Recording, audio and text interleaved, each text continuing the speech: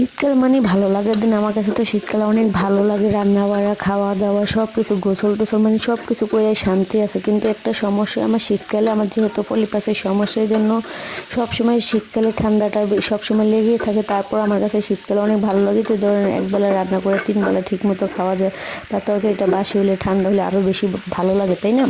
Hello everyone, কি অবস্থা? আশা করি সবাই ভালো আছেন, আমিও ভালো আছি। আজকে আমি রুই মাছ দিয়ে বেগুন আলু দিয়ে নতুন আলু দিয়ে ঝোল করবো, সেটা আজকে আপনাদের সাথে শেয়ার করি কীভাবে আমি বেগুনের তরকারি রান্না করি সেটাই। তো যাই বলছিলাম, শীতকালে কার কার ভালো লাগে? আমার মতো আমার তো অনেক ভালো লাগে শীতকালে খাওয়া দাওয়া, ঘুম, গোসল সব কিছু। অনেকে নাকি বলে যে শীতকাল ভালো লাগে না, গোসল করতে ভালো লাগে না, কিন্তু ভাই আমার গোসল করতে ভালো লাগে শীতকালে।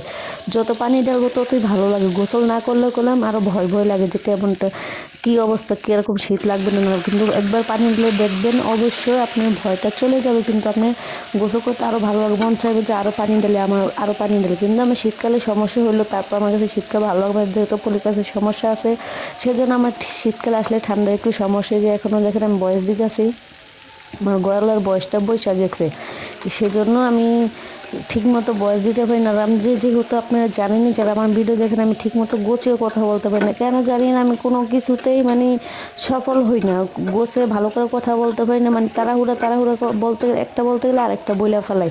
তা আচ্ছা, আমার মতো কি আপনাদেরকে এই সমস্যা হয়? আমার তো এরকম অনেক প্রায় সমস্যা, যারা আমার ভিডিও দেখেন অনেকে জানেন আমার কত কিছু ভুল ত্রুটি হয়। তা অবশ্যই ভুল ত্রুটি হলে ক্ষমার দৃষ্টিতে দেখবেন, মানুষ মাত্রই ভুল হয়, আমরা যেহেতু মানুষ আমাদের ভুল হয়।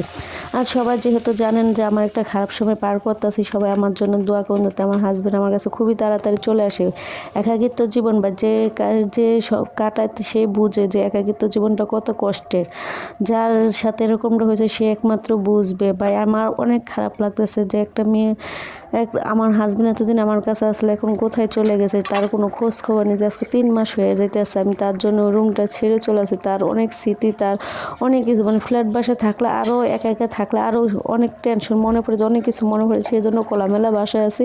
কিন্তু 1 সেকেন্ড ওর স্মৃতি আমি ভুলতে পারি না। কেন ভুলতে পারি না? আচ্ছা, আমরা মেয়েরা আসলেই মনে এরকম, কিন্তু ওরা ছেলেরা ঠিকই ভুলে থাকতে পারে। যদি ভুলে না থাকতে পারতো তাহলে কি আর আমাকে ছাড়া এইভাবে যোগাযোগ ছাড়া থাকতে পারতো? কিন্তু আমি কন্টিনিউ প্রতিদিন ওরা ফোন দিয়ে যাই, সবসময় দেখি ফোন বন্ধ ফোন বন্ধ। যদি আল্লাহর কাছে ভাবি, আল্লাহর কাছে দোয়া করি, যদি একবার খোলা পাই তাহলে তোর সাথে আমার কথা বলা হয়ে যাবে।